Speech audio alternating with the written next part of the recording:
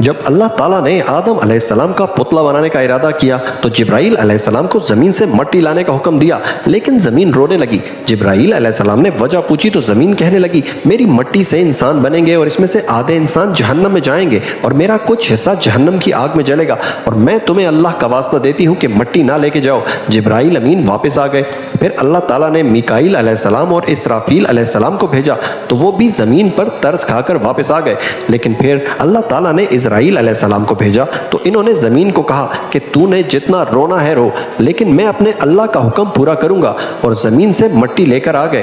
तो अल्लाह ने फरमाया कि ए इज़राइल, जिस तरह तुझे ज़मीन के रोने पर तरस नहीं आया और मिट्टी लेकर आ गया, इसी तरह जब इसको दोबारा मिट्टी में मिलाने का वक्त होगा, यानी जब औलाद आदम को मिट्टी में मिलाने का वक्त आएगा तो इसकी रूह भी तू ही कब्ज़ करेगा, और तभी से आप मलकुल मौत यानी रूह कब्ज़ करने वाला फरिश्ता बन गए।